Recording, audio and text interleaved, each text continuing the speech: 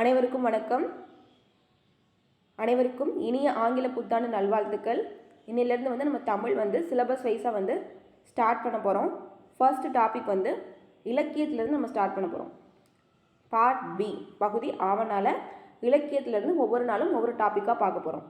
இப்போ திருக்குறள் ஒவ்வொரு அதிகாரமாக நம்ம டே பை டே ஒன்று ஒன்றா பார்த்துக்கலாம். இன்றைக்கி அறநூல்கள்லேருந்து நம்ம ஸ்டார்ட் பண்ண போகிறோம். இப்போ அறநூல்கள் அப்படின்னு பார்க்கும்போது ஃபஸ்ட்டு நாலடியார் இருக்குது. இப்போ இன்றைக்கி டாபிக் நாலடியார்.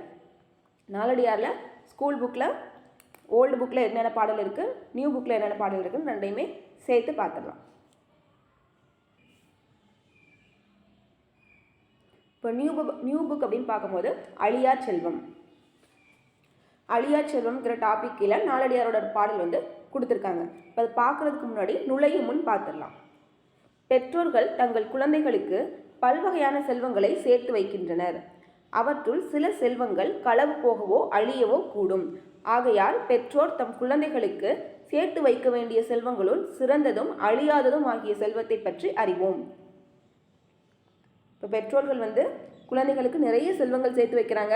அதில் முக்கியமானது அப்படின்னு பார்க்கும்போது அழியாத செல்வமாக விளங்கும் கல்வி செல்வத்தை பற்றி தான் நாலடியாரோட பாடல்களில் கொடுத்துருக்காங்க. இப்போ பாடல் பார்க்குறதுக்கு முன்னாடி நூல் வழி பார்த்துடலாம். நாலடியார் சமண முனிவர்கள் பலரால் எழுதப்பட்ட நூலாகும். இந்நூல் 14 கீழ்கணக்கு நூல்களுள் ஒன்றாகும். இது 400 வெண்பாக்களால் ஆனது. இந்நூலை நாலடி 400 என்றும் வேளாண் வேதம் என்றும் அழைப்பர். திருக்குறள் போன்றே அறம், பொருள், இன்பம் என்னும் முப்பால் பகுப்பு கொண்டது. இந்நூல் திருக்குறளுக்கு இணையாக வைத்து போற்றப்படுவதை 4ம் 2ம் சொல்லுக்குருதி என்னும் தொடர் மூலம் அறியலாம். இப்போ இந்த நூல் வழியிலேருந்து என்னென்ன கொஷின்ஸ்லாம் கேட்கலாம், என்னென்ன கொஷின்ஸ் நமக்கு கேட்குறதுக்கு பாசிபிள் இருக்குது அப்படின்னு பார்க்கும்போது நாலடியாரோட ஆசிரியர் கேட்கலாம், சமண முனிவர்கள். இப்போ நாலடியார்னு கொடுத்து எந்த நூலுக்கு கீழே வரும் கேட்கலாம். 14 கீழ்கணக்கு நூல்களில் ஒன்று. இப்போ இதோடைய வேறு பேர் அப்படின்னு பார்க்கும்போது நாலடி 400 வேளாண் வேதம். இப்போ 400 வெண்பாக்களால் ஆனது. நாலடியாருங்கிற போது 400 வெண்பாக்களால் ஆனது. நாலடி 400 வேளாண் வேதம்ங்கிறது வேறு பெயர்கள். இப்போ திருக்குறள் போலவே அறம், பொருள், இன்பம் என்னும் முப்பால் பகுப்பு கொண்டது. திருக்குறளுக்கு இணையாக நாலடியாரை வச்சு போற்றுவதற்கு காரணம் என்னென்னா அறம், பொருள், இன்பம் எப்படி திருக்குறள்லையும் இருக்கோ அதே போல் நாலடியார்லையும் அறம், பொருள், இன்பம் அப்படிங்கிற 3 அதிகாரம் வச்சு பிரிச்சிருக்காங்க. இந்நூல் திருக்குறளுக்கு இணையாக வைத்து போற்றப்படுவதை எந்த தொடர் மூலம் நம்ம அறியலாம் அப்படின்னா 4ம் 2ம் சொல்லுக்குருதி அப்படிங்கிற தொடர் மூலம் திருக்குறளுக்கும் நாலடியாரும் இணையான நூல் அப்படிங்கிறத நம்ம புரிஞ்சுக்கலாம். இது பார்க்குறதுக்கு முன்னாடி அறம், பொருள், இன்பம் அப்படிங்கிறது 3 அதிகாரமாக நாலடியாரில் பிரிச்சிருக்காங்கன்னு பார்த்தோம். அப்போ அறம்ல எத்தனை அதிகாரம் இருக்குது, பொருளில் எத்தனை அதிகாரம் இருக்குது, இன்பத்தில் எத்தனை அதிகாரம் இருக்குங்கிறத தெரிஞ்சுக்கணும். இப்போ அறம்னு பார்க்கும்போது 13 அதிகாரங்கள் இருக்குது, பொருள்னு பார்க்கும்போது 24 அதிகாரங்கள் இருக்குது, இன்பம்னு பார்க்கும்போது 3 இருக்குது. இப்போ ப்ரீவியஸ் இயர் கொஷனில் இன்பத்தில் நாலடியாரில் இன்பம் அப்படிங்கிற அதிகாரத்தில் இன்பம் அப்படிங்கிற இயலுக்கு கீழே எத்தனை அதிகாரங்கள் இருக்குது அப்படின்னு கேட்டிருக்காங்க. 3. அறம்னா 13, பொருள்னா 24, இன்பம்னா 3. 13, 24, 3 இதெல்லாத்தையும் கூட்டினா மொத்தம் 40 வரும். அதிகாரத்திற்கு 10 பாடல் என 400 பாடல்கள் நாலடியாரில் இருக்கு. இப்போ பாடல் பார்த்துடலாம். வைப்புலி கோட்படா வாய்த்தீயில் கேடில்லை மிக்க சிறப்பின் அரசர் சென்றின் வவ்வர் எச்சம் எவனொருவன் மக்கட்குச் செய்வன விச்சை மற்ற அல்ல பிற. வைப்புலி கோட்படா வாய்த்தீயில் கேடில்லை மிக்க சிறப்பின் அரசர் செறின் வவ்வர் எச்சம் எவனொருவன் மக்கட்குச் செய்வன விச்சை மற்ற அல்ல பிற. சமண முனிவர்கள் எழுதியது. இதில் அடிக்கடி கேட்டிருக்க லைன் ப்ரீவியஸ் இயர் கொஷனில் ரிப்பீட்டடாக கேட்டதுன்னு பார்த்தா விச்சை மற்றும் அல்ல பிற இந்த லைனை கொடுத்து இதை யார் எழுதுனாங்கிறது கேட்டிருக்காங்க, எந்த நூல்லேருந்து அமைய பெற்றது அப்படிங்கிறத கேட்டிருக்காங்க. இப்போ யார் எழுதுனா அப்படின்னு பார்க்கும்போது சமண முனிவர்களால் எழுதப்பட்டது. எந்த நூல் அப்படின்னு பார்க்கும்போது நாலடியார். இது ப்ரீவியஸ் இயர் கொஸ்டினில் கேட்டிருக்காங்க. இப்போ சொல்லும் பொருளும் பார்த்துடலாம். வைப்புலி அப்படின்னா பொருள் சேமித்து வைக்கும் இடம். வைப்புலினா பொருள் சேமித்து வைக்கும் இடம். கோட்படானா ஒருவரால் கொல்லப்படாது, யாராலையும் கொல்லப்படாது, யாரும் எடுத்துக்க முடியாது. வாய்த்தீயில்னா வாய்க்கும்படி கொடுத்தலும். விச்சைனா கல்வி. வவ்வர்னா கவர முடியாது. எச்சம் அப்படின்னா செல்வம். இப்போ வைப்புலி கோட்படா வாய்த்தீயில் கேடில்லை அப்படின்னா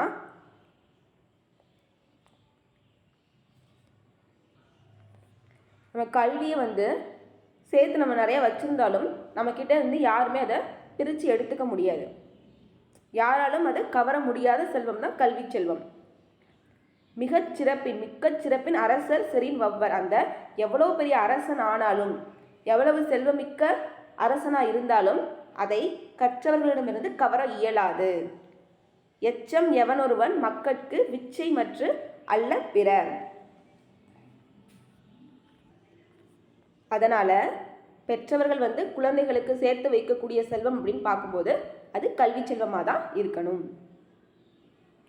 இப்போ பாடலின் பொருள் ஒரு தடவை பார்த்துடலாம். கல்வியை பொருள் போல சேர்த்து வைப்பினும், கல்வியை பொருள் போல வைத்திருப்பினும் அது பிறரால் கொல்லப்படாது. ஒருவருக்கு வாய்க்கும்படி கொடுத்தாலும் குறைவுபடாது. மிக்க சிறப்பினை உடைய அரசராலும் கவர முடியாது. ஆதலால் ஒருவர் தம் குழந்தைக்கு சேர்த்து வைக்க வேண்டிய செல்வம் கல்வியே ஆகும். மற்றவையெல்லாம் ஆகா. கல்வி செல்வம் தான் பெற்றவங்க குழந்தைங்களுக்கு கொடுக்கக்கூடிய ஒரு அழியாத செல்வம். அடுத்து ஓல்டு புக். இப்போ புக் பேக்கில் பாடல் கொடுத்துருக்காங்க, அதையும் சேர்த்து பார்த்துடலாம். வெள்ளத்தால் அழியாது வெண்தலால் வேகாது, வேந்தராலும் கொல்லத்தான் முடியாது, கொடுத்தாலும் நிறைவின்றி குறையாது, கல்லர்க்கோ பயமில்லை காவலுக்கோ மிக எளிது, கல்வி என்னும் உள்ள பொருள் உள்ளிருக்க புறத்தையோர் பொருள் தேடி உலகின்றீரே. வேற என்ன சொல்ல வராங்க அப்படின்னா, இதுவும் கல்வி பற்றின ஒரு கல்வியோட சிறப்பை உணர்த்துற ஒரு பாடல் தான். வெள்ளத்தால் அழியாது, வெள்ளம் வந்தாலும் அழியாது, வெண்தலாலும் வேகாது, வேந்தராலும் எவ்வளோ பெரிய அரசனா இருந்தாலும் கொல்லத்தான் முடியாது, கொடுத்தாலும் நிறைவின்றி குறையாது. கொடுக்க கொடுக்க வளர்ந்துக்கிட்டே தான் இருக்குமே தவிர கல்வி குறைஞ்சிடாது. கல்லருக்கோ பயமில்லை காவலுக்கு மிக எளிது. கல்வி எங்கிட்ட நிறைய இருக்குன்னு நினச்சி அதை திருடிட்டு போயிடுவாங்கங்கிறதுக்காக கல்வரை நினச்சி நான் பயப்பட தேவை கிடையாது. காவலுக்கு மிக எளிது.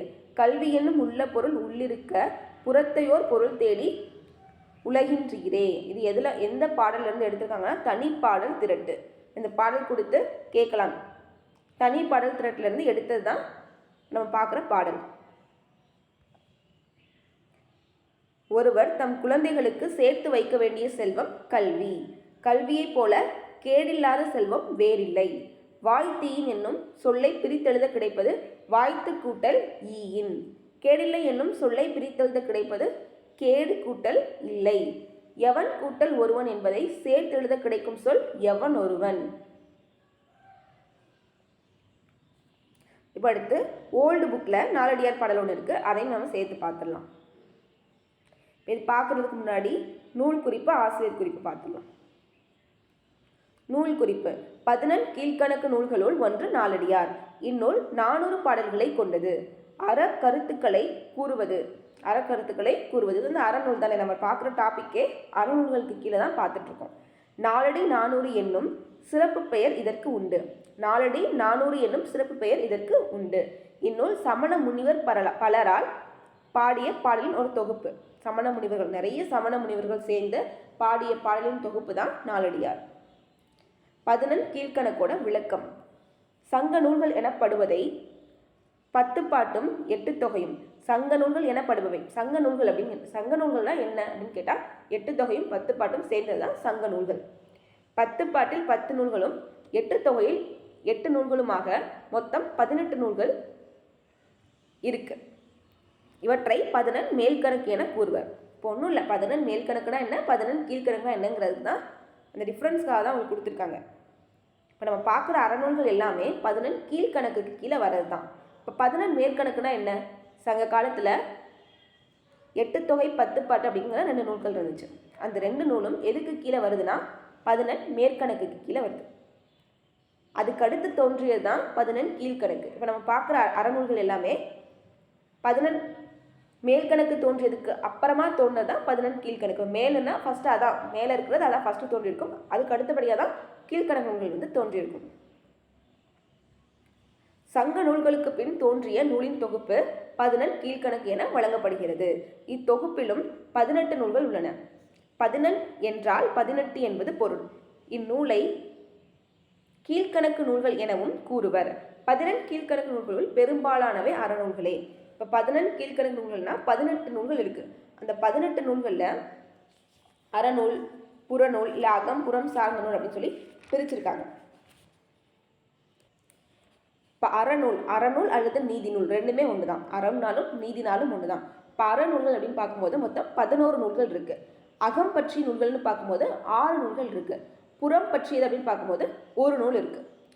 அறநூல் அல்லது நீதிநூல்னா 11 நூல்கள், அகம் பற்றியது 6 நூல், புறம் பற்றியதுன்னா ஒரு நூல். இதெல்லாத்தையும் கூட்டினா 18 நூல் வந்துடும். இப்போ அறநூல் என்ன, புறநூல் என்னன்னு நம்ம தனித்தனியாக அடுத்து பார்க்கும்போது பார்க்கலாம். இப்போ பாடல் பார்த்துடலாம். நாலடியார். ஓகே. நாய்க்கால் சிறு விரல் போல் நன்கணியராயினும் ஈக்கால் துணையும் உதவாதார் நட்பெண்ணாம் செய்தானும் சென்று கொளல் வேண்டும் செய் விளைக்கும் வாய்க்கால் அணையர் தொடர்பு. ஒன்றும் இல்லை, நாயோட கால்கள் எப்படி இருக்கும்? ஒட்டி ஒட்டி இருக்கும். அதான் நாய்க்கால் சிறு விரல் போல் நன்கணியராயினும் ஈக்கால் துணையும் உதவாதார். இப்போ நம்ம நாய்க்கால் எப்படி நல்லா ஒட்டி பக்கத்தில் இருக்குதோ அது மாதிரி நம்ம கூடயே நிறைய உறவினர்கள் இருப்பாங்க. நம்மளை சுற்றி நிறைய உறவினர்கள் இருப்பாங்க. ஆனால் நம்மளுக்குன்னு ஒரு கஷ்டம் வந்துச்சுன்னா அவங்களால ஒரு ஈக்கால் அளவு கூட பயன் இருக்காது. ஆனால் எங்கோ தொலைவில் யாரோ ஒரு ஃப்ரெண்ட் நமக்காக இருப்பாங்க. ஒரு கஷ்டம்னா நமக்கு அடுத்த நிமிஷமே வந்து நிற்பாங்க. அவங்கள எதுக்கு ஒப்பா சொல்லியிருக்காங்க? வாய்க்கால் எங்கேயோ தண்ணியை எடுத்துகிட்டு எங்கேயோ உள்ள வயலுக்கு பாய்ச்சும். இப்போ நாய்க்கால் போல் பக்கத்தில் இருக்கிறவங்க அவங்களால நம்மளுக்கு ஈக்கால் அளவு கூட பயன் கிடையாது. ஆனால் வாய்க்கால் எப்படி தூரத்துலேருந்து அந்த நீரை பாய்ச்சிட்டு பயிர்களை விளைய வைக்குதோ அதுபோல் எங்கோ தூரத்தில் உள்ளவங்க நம்மளுக்கு ஹெல்ப் பண்ணாங்க, நமக்கு உதவியாக இருந்தாங்கன்னா அவங்களோட நட்பை நம்ம என்ன பண்ணிக்கணும்? பாதுகாப்பாக வச்சுக்கணும். அவங்களுடைய நட்பு தான் சிறந்த நட்பு. இப்போ பாடலுடைய பொருள் பார்த்துடலாம். சொற்பொருள் பார்த்துட்டு பொருள் பார்ப்போம். இன்னும் கொஞ்சம் எளிமையாக இருக்கும். நாய்க்கால் அப்படின்னா நாயின் கால், நாயோடைய கால். ஈக்கால்னா ஈயின் கால். நன்கணியர், இது ரொம்ப முக்கியம், பிரித்தெழுதுகள். இது கேட்டிருக்காங்க, ப்ரீவியஸ் இயர் கொஸ்டினில் கேட்டிருக்காங்க. நன்கு கூட்டல் அணியர். நன்கணியர் அப்படின்னா நன்கு கூட்டல் அணியர். அணியர் அப்படின்னா நெருங்கி இருக்கிறவங்க, பக்கத்தில் இருக்கிறவங்க தான் அணியர், நெருங்கி இருக்கிறவங்க. எண்ணாம் அப்படின்னா என்ன பயன், பக்கத்தில் இருந்தும் உதவலைனா என்ன பயன். சேய்மை அப்படின்னா தொலைவு, சேய்னா வயல், அணையர்னா போன்றோர். இப்போ பாடலின் பொருள். நாயின் கால் விரல்கள் நெருங்கி இருக்கும். நாயோட கால் விரல்கள் ஒட்டி பக்கத்திலே இருக்கும். அதே போல சிலர் நம்மோடு நெருக்கமாக இருப்பார்கள். ஆனால் அவர்கள் ஈக்கால் அளவு கூட நமக்கு உதவ மாட்டார்கள். அப்படிப்பட்டவர்கள் நட்பால் நமக்கு என்ன பயன்? அவங்க இருந்தா என்ன, அவங்களோட நட்பு கொண்டா என்ன, நட்பு இல்லைன்னா என்ன. வாய்க்கால் தொலைவில் உள்ள நீரை கொண்டு வரும். அந்நீரை வயலுக்கு பாய்ச்சி விளைய உதவும். வாய்க்காலை போல உதவும் மனிதர்களும் இருக்கிறார்கள். எவ்வளவு தொலைவில் இருந்தாலும் அவர்கள் நட்பை நாம் தேடிக்கொள்ளுதல் வேண்டும். இப்போ நாலடியார்னு பார்க்கும்போது இவ்வளோதான் டாபிக். 2 பாடல் இருக்குது. இது முடிச்சிட்டோன்னா நாலடியாரில் என்ன கொஸ்டின் கேட்டாலும் நம்ம அட்டன் பண்ணிடலாம். இப்போ அணியர் அப்படின்னா நெருங்கி இருக்கிறவங்க, செய்னா வயல். இப்போ நாய்க்கால் பிடித்தெழுதுங்கன்னா நாய் கூட்டல் கால். நன்கணியர்னா நன்கு கூட்டல் அணியர். நட்பெண்ணாம் அப்படின்னா நட்பு கூட்டல் எண்ணாம். நாலடியார் டேஷ் நூல்களுள் ஒன்று. நாலடியார் 11 கீழ்கணக்கு நூல்களுள் ஒன்று. இதுதான் முக்கியம். 11 கீழ்கணக்கு நூல்களுள் ஒன்று. மேல் கணக்குனாலே 8 தொகை 10 பாட்டு, அது ரெண்டும் மேல் கணக்கு, அது தனியாக பிரித்து வச்சிடணும். கீழ்கணக்கு எல்லா நூல்களும் கீழ்கணக்கில் வந்துடும். 11 என்பதற்கு என்ன பொருள்? 18 என்பது பொருள், 18.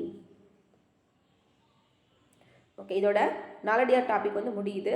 நெக்ஸ்ட்டு கிளாஸில் நம்ம நான்மணி கடிகை, நம்ம சிலபஸில் இருக்கிற அடுத்த டாப்பிக்கான நான்மணி கடிகை நம்ம பார்க்கலாம். இப்போ ஒன்றும் இல்லை, இது 10 மினிட்ஸ் தான் இந்த வீடியோ இருக்கும். 10 மினிட்ஸ் நம்ம இந்த வீடியோ பார்த்துட்டோம்னா நாலடியார் கம்ப்ளீட்டட்.